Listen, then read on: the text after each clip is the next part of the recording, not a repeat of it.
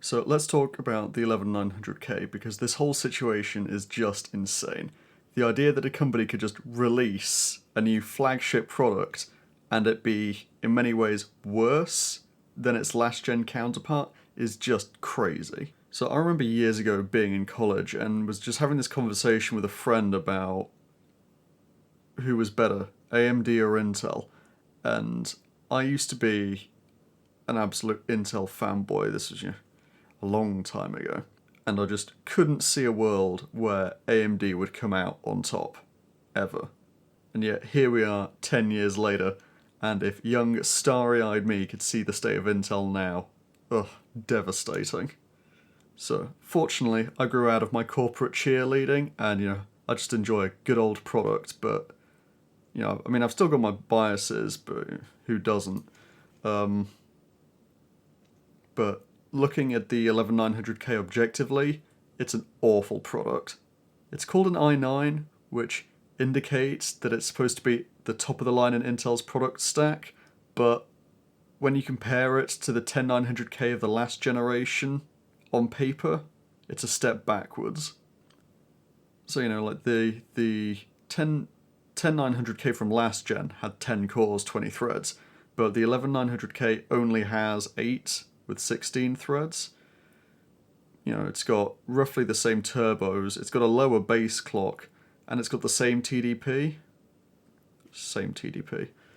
Which, basically we all know is a lie, because if you're running any of these recent Intel chips at the stock TDP, you're kneecapping it, because that's just performance left on the table. But then when you look at like videos from Gamers Nexus where they do thermal and power testing on it, they find that the 11900K can draw up to 250 to 290 watts when you actually remove the boost limits, and that's just insane. But so what? You're a gamer. You don't care about the on-paper stuff. Intel has released a new product, so clearly it should at least be better than the last gen, right? Well, no. In short, no. In long, no. But sometimes it matches, and in a few cases, it beats the last gen. In 3D rendering, so in any multi-threaded task, it loses to the 10900K. It loses to its last gen counterpart. Whether it's Blender, 3ds Max, stuff like that.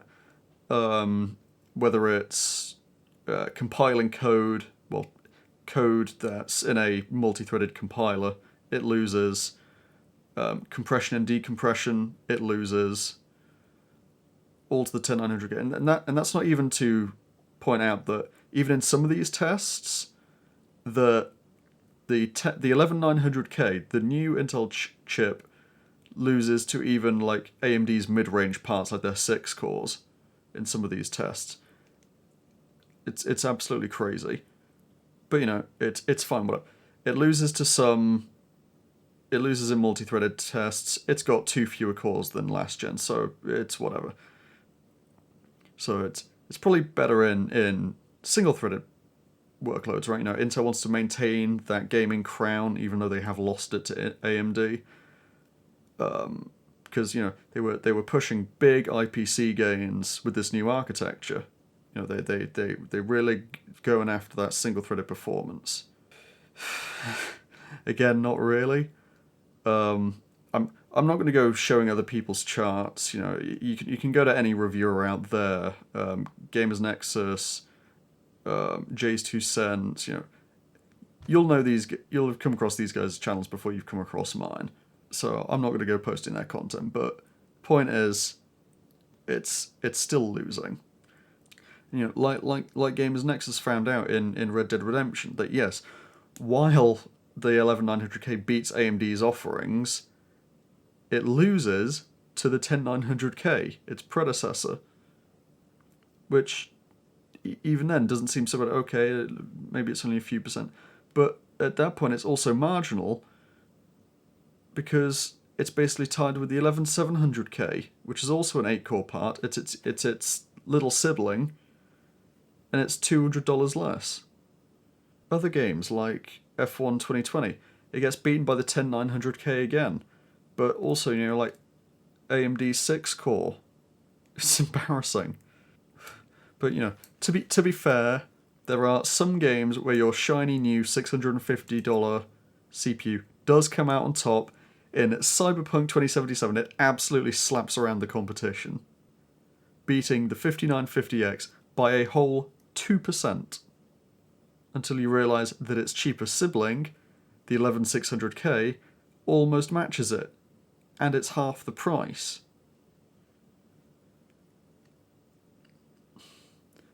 The absolute state of Intel.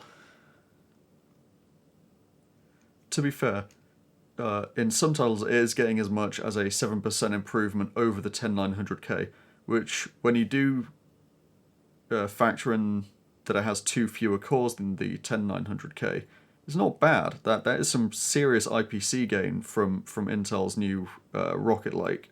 But the problem is, most consumers don't care what's under the hood. They just want to know, does your new product beat the old product?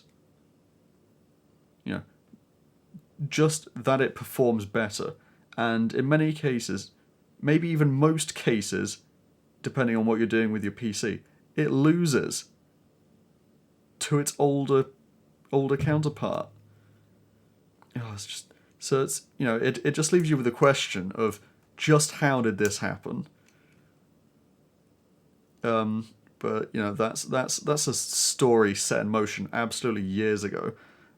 It goes all the way back to 2013, where Intel were struggling with getting their 14 nanometer ready for production. They were struggling with their self-aligned dual patterning systems, which is part of the photolithography process. The part where basically the big machine uses light to print the CPU design onto the silicon. So in the early days of Broadwell, it had pretty bad yields, but they managed to fix it for Skylake. But again, the problem is that Intel doesn't have leapfrogging design teams. So, like where one team works on the next product, there's already another team working on the one that comes after it. Intel didn't do that. And so because of this, the delays in fixing 14 nanometer caused a delay in getting 10 nanometer out of the door, which wouldn't have been so bad, except Intel management were asking for such a massive leap forward in terms of transistor density in their next fabrication process that would guarantee them absolute domination in the fabrication space, attract more customers to them. So this gave the design team an absolutely massive task. So to win mobile customers, it basically had to be power efficient and dense. To win desktop, it had to just go fast, and to win servers, it had to have great yields. Yields in silicon fabs is basically how many functional CPUs you get out of a silicon wafer. So there you'll have a silicon wafer, and on board will get printed chips. There we go, very perfectly done chips.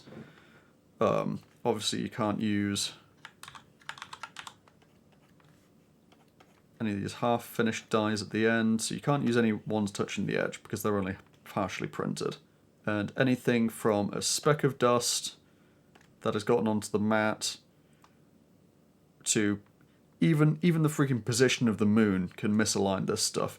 So speck of dust, can't use it. Sometimes if the speck of dust is in the right place, you can just ignore that part of it and just enable different parts. But that's how you get AMD's CCXs. They'll have 8 cores per die. But if there's a malfunction in one of those cores, they'll disable a couple of them and then sell that as a 6-core chiplet. So going over that was basically serious business back in 2014, 2015 when Intel was ramping this up. When they were speccing out 10 nanometer, the transistor density was more than twice that of Intel's 14 nanometer. Intel's 10 nanometer is actually more dense than TSMC's 7 nanometer because at this point nanometers is only just marketing fluff. And Intel wanted to release this in 2016. That was at the time 2 years before TSMC would enter volume production with, I think it was the iPhone chips, I think, were the first back in 2018. So the design team had to get pretty damn creative with how they were going to do this. They toured with, implementing a whole number of changes that no one else had really put into large volume production before, at least not on like this kind of scale. Single dummy gates, replacing the tungsten contacts, and all kinds of stuff. Cobalt, one of the most important ones, depending on who you talk to. Anyway, the pressure on the design team with these unproven techniques are really what killed the 10nm process at the time. If anyone's really to blame here, it would just be management for not really understanding just what they were asking for. It's really easy to blame management.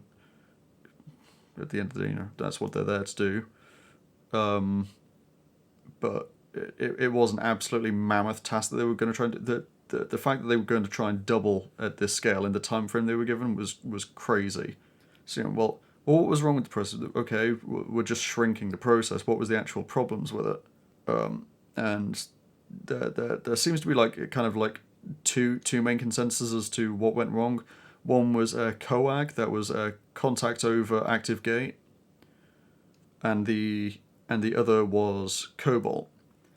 So first you'd see, so coag meant that rather than extending the contacts out the side, so you'd have them connected here, they'd connect there, and then they would connect to the gate over here. Because the problem is, they didn't want this part because that wastes space. So, well, then what's the alternative? The alternative, contact over active gate, meant that instead of contacting over here, they would put the active gate under here. So you'd end up with something more like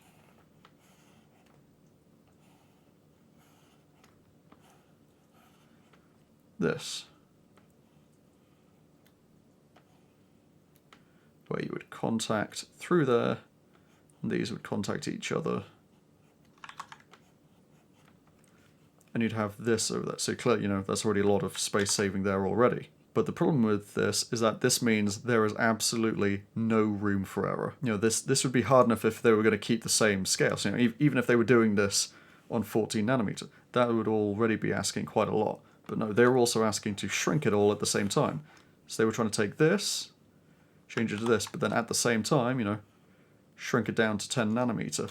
That's an awful lot that you're asking for from one design team. So the slightest misalignment would just kill the contacts. So if this contact was off by even a little, that kills it.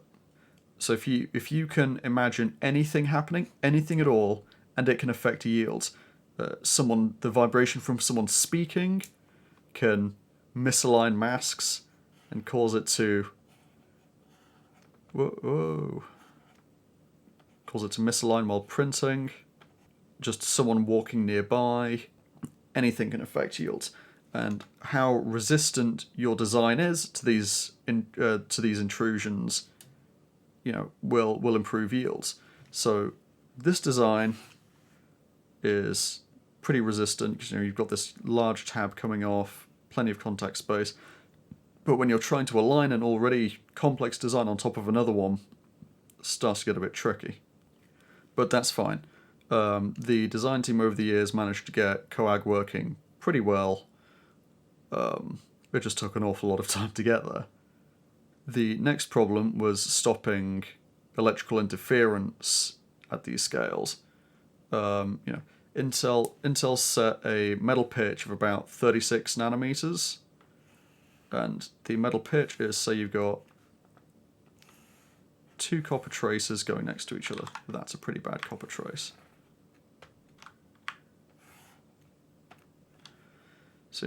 So the pitch is basically from the end of one contact across the gap to the start of the next copper wire.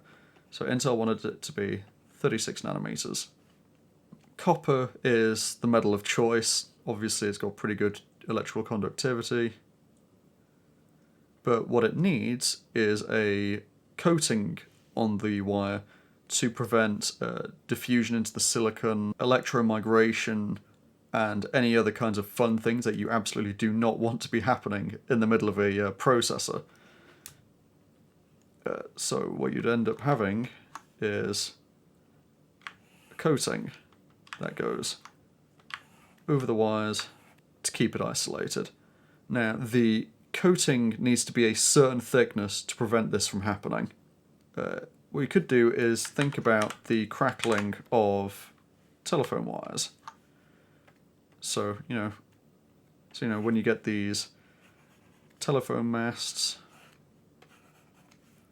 and you get those wires going between them, you hear the buzzing, and what that buzzing is it's the wires inside having such an incredibly high voltage that even though there's a small coating on it, which causes that crackling sound, because there's so much power going through these wires that the high voltage ionizes the air.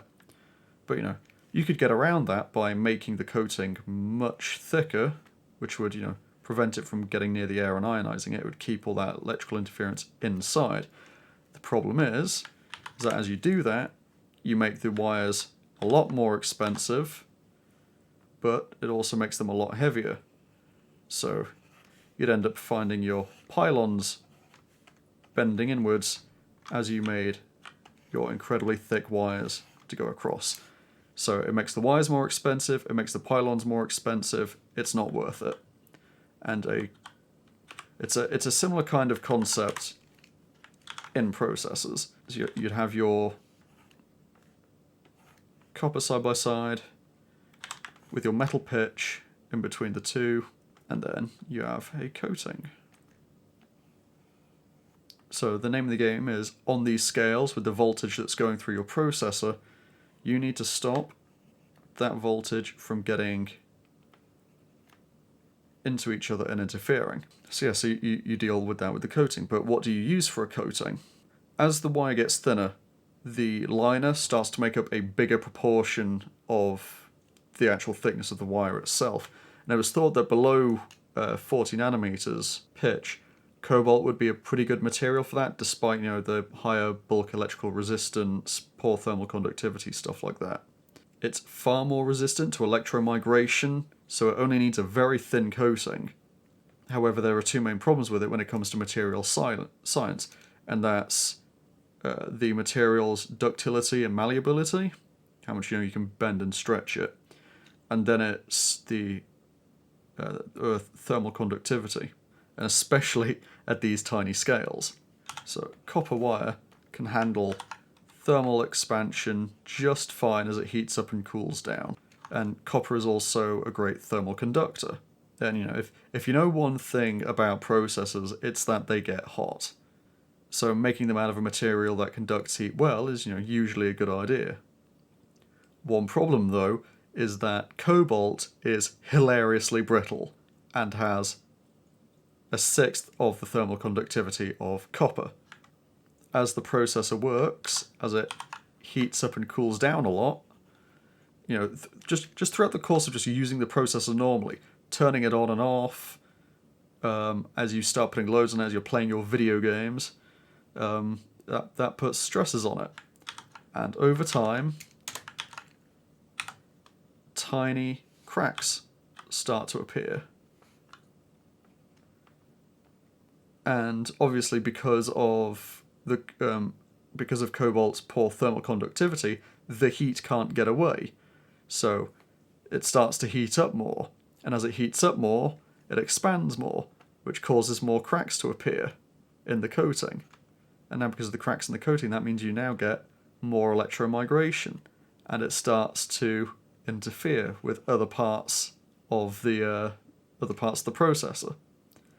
And in short, this kills the performance and power usage of the chip, and it's pretty. And you end up in a feedback loop where as you use the processor more, it cracks the coating more and it interferes with itself more.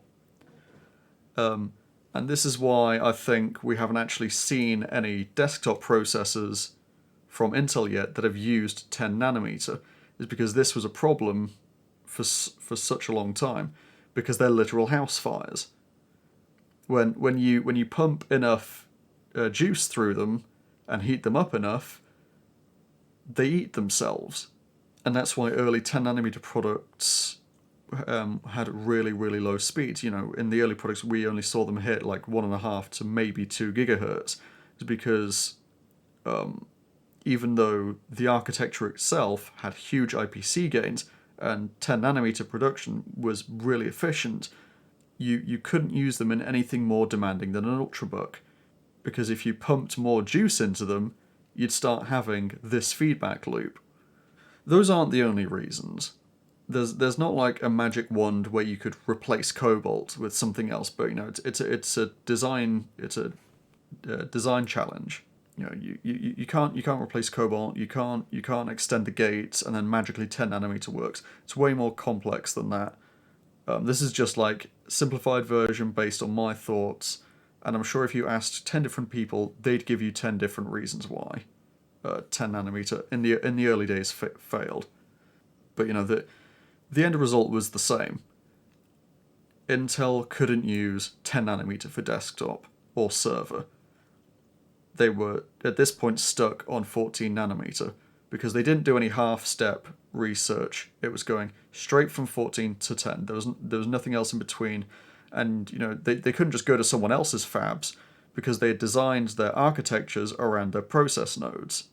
If they wanted to jump over to Global Foundries or TSMC, they would have had to redesign their architecture. So they're on 14 nanometer, and they've refined 14 nanometer greatly. Like the 14 nanometer today is not the same one that was released back in 2014. But it doesn't matter how many pluses you add on the end of that 14 nanometer, it's still 14. So that means that there is a hard power limit and a hard size limit to the scale of these chips, especially depending on which manufacturing line they're on. So, now we're starting to get a bit closer to what happened with the 11900K. So every year we've had a refinement of that 14 nanometer process, with each new generation being a refined Skylake design. So a chip released in 2020 essentially had a polished 5-year-old design. And in technology time, empires have risen and fallen in the time that this has taken. But we really saw last year Intel had just hit a limit with what they could do with Skylake, especially on 14 nanometer. But they also had all these 10 nanometer designs just sitting there because they couldn't use 10 nanometer on desktop. Because remember, after all this time, they have still been learning how to make chips more and more and more efficient, better architectures, but they just weren't able to produce them. So they came up with an idea to backport the Sunny Cove core designs from 10 nanometer to 14. And they called it Cypress Cove, which is what's in these new Rocket Lake chips, these 11900s, the 11 series. They had to change some things. You always have to, because just because it's a shrunk process doesn't mean the way you design things haven't changed.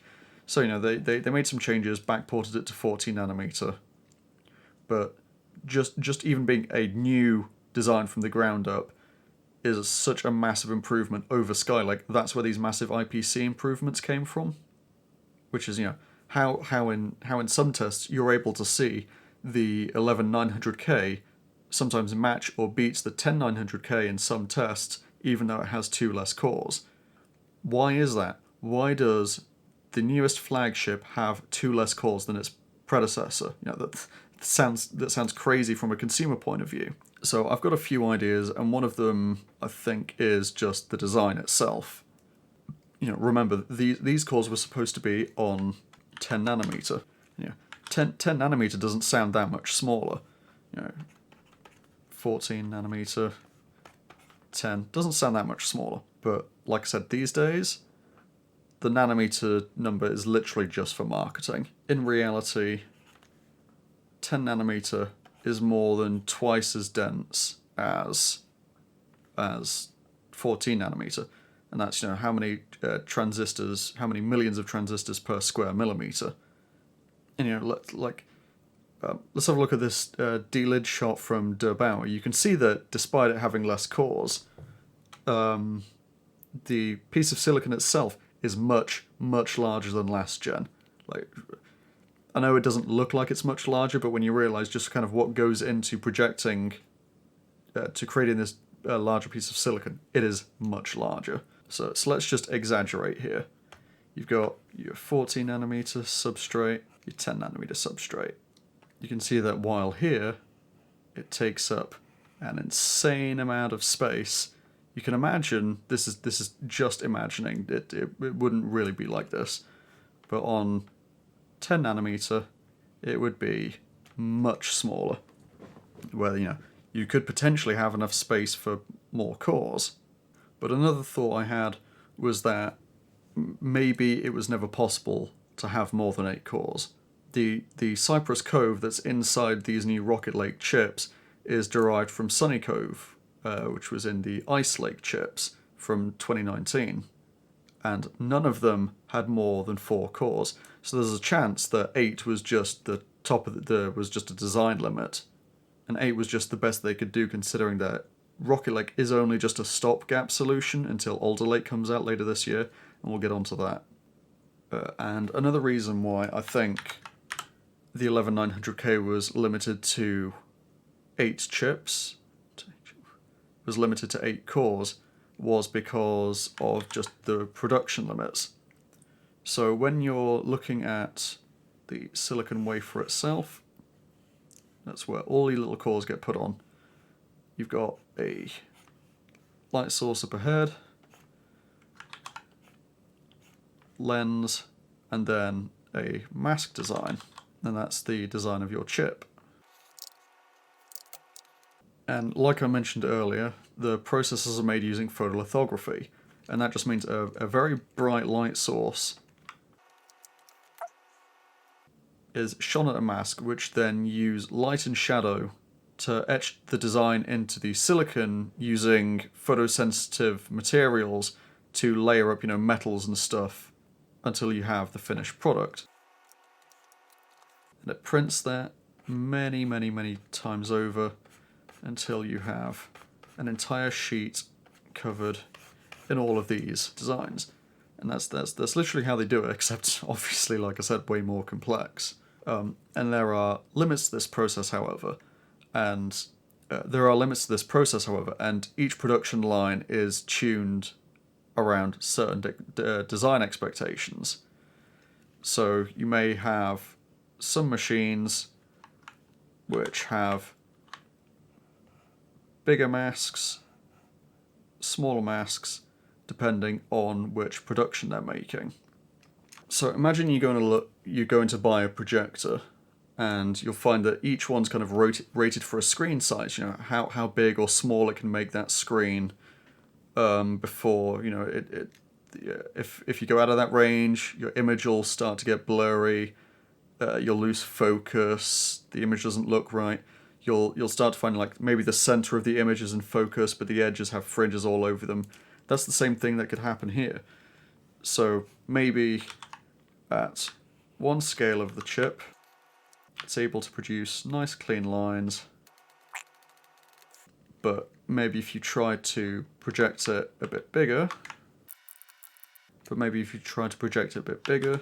you're able to get a little bit out of it, which is fine. So there's your 10900K, and there's your 11900K. But what if they tried to push it even bigger?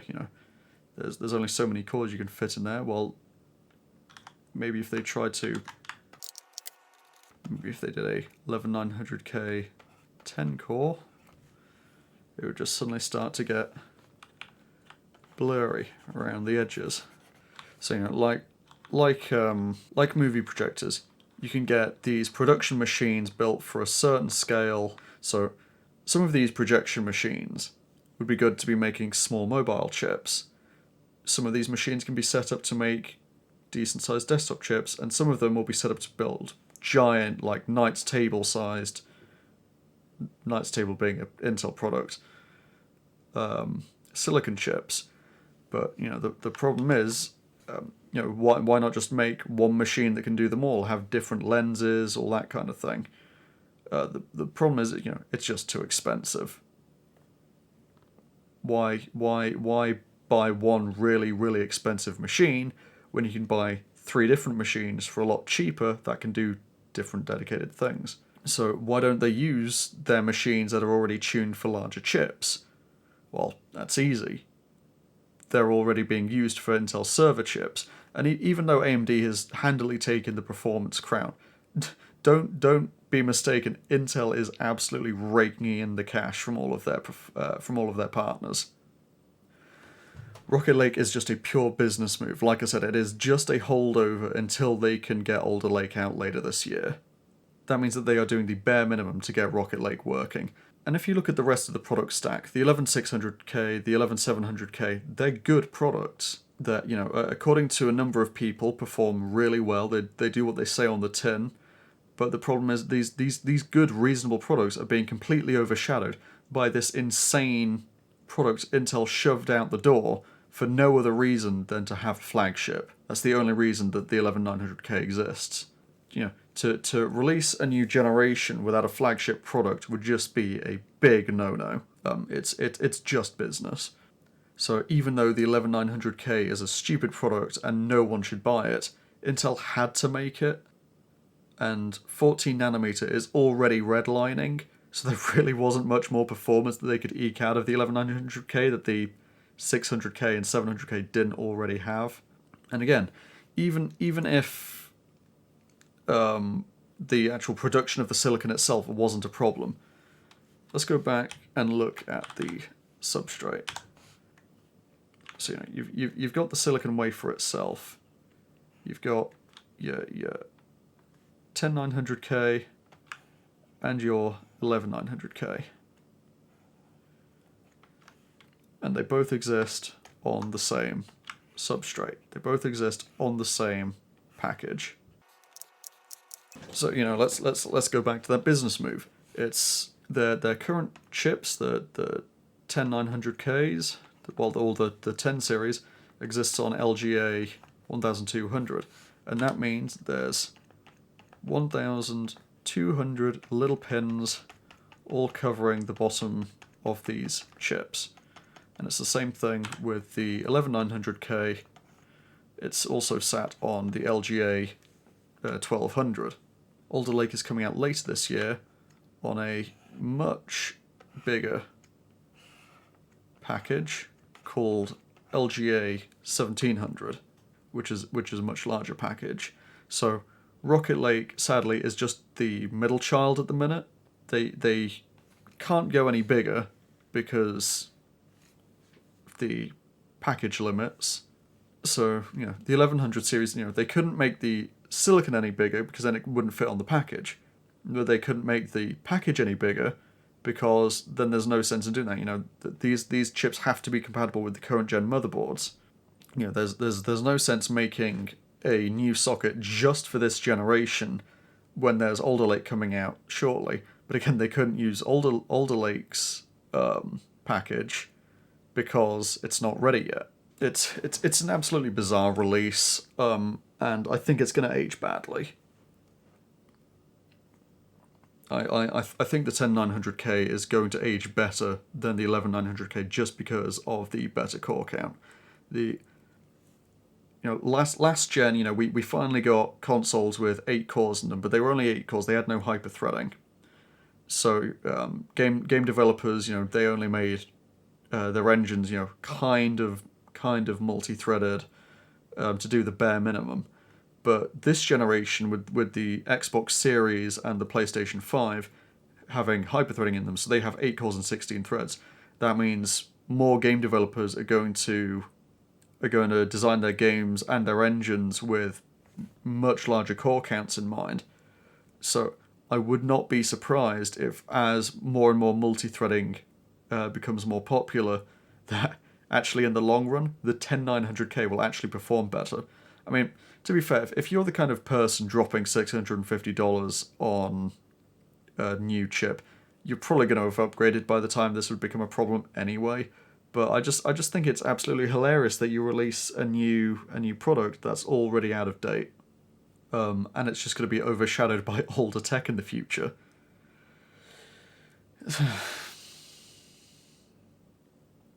So yeah, if you don't have a lot of money, don't waste your money on Rocket Lake. Either buy last gen or go AMD, or wait for Alder Lake, or just get a console. They're better bang for the buck anyway. Very stunning and brave take, I know. Hopefully Intel gets their act together soon. Hiring Pat Gelsinger, was as CEO was absolutely the right move. He's an engineer who was also CTO at Intel at one point decades ago, but point is he actually knows what goes into making a successful team, a successful design company. But the problem is it's going to be years until his plans reach fruition, and that all depends on the board actually sticking with his plans. That Intel's been swapping in and out of CEOs and management in the last few years at a record pace. They haven't actually taken any responsibility for themselves. It wasn't just Bob Swan's leadership that got Intel into this position. Yeah, the state of Intel isn't good. It's not good for us the consumers. It's not good for the technology space as a whole. We saw AMD increase the cost of their CPUs this gen because they knew they were ahead. Just like Intel did it during AMD's bulldozer era, Intel started jacking up those prices, and now Intel's having a bulldozer era of their own. And it looks like history is repeating itself. Intel's 7 nanometer has been delayed again. Yeah, the absolute state. So yeah, that's just me throwing my thoughts around. I know I said my next video would be a developer log, but I just had this on my mind because it's been in the news cycle this week. It's just absolutely crazy what's happened, and I really hope Pat gets Intel turned around. The cutting of, I think it was like 300 million. A few years ago, Intel cut 300 million from their research and development. Absolutely crazy. So yeah, to follow up the thermals from my VR build, I swapped out that 200mm fan on top of the heatsink for a 140mm one, just to see which would perform better, and it did perform a bit better. It dropped a whole degree, which could just be chalked up to the ambient temperature in the room, and the graphics temperature didn't change much, but it did get louder, and so because of that, I'm going to actually stick back with the 200mm. But yes, next video will be a developer log. I'll go over probably how we do collisions and stuff in our game.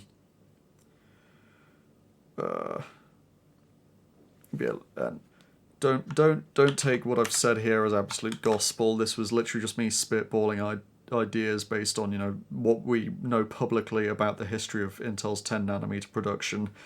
There is one more thing I do want to say. Intel has improved their 10 nanometer production. They are now in actual volume production. With their super fin tech that it's just a new process. They have fixed a whole bunch of the issues with 10 nanometer, but the problem is it's 5 years too late. TSMC is going into 5 nanometer production, which is the same-ish scale as Intel 7. But the problem is, like I said, 7's been delayed. It's not going to be here before 2023.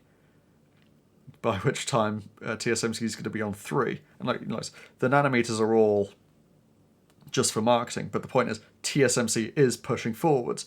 They are releasing new, smaller nodes with much higher densities, while Intel's stuck. But Intel's 10 nanometer plus is a fixed node. Intel has done with 10 nanometer what they originally did with 14, where it got released in a kind of bugged state, but they managed to fix it. Intel has fixed 10nm, but it's just too late. So the design team did manage to pull a rabbit out of the hat in the end and fix it. So it's whatever. Designing chips is hard. If I knew how to do it, I'd be in Silicon Valley rolling in my billions, but I'm not. Just a guy on the internet giving his thoughts on how it all happened and why this absolutely insane 11900K product got released. So, thanks for watching, and I'll see you in the next one.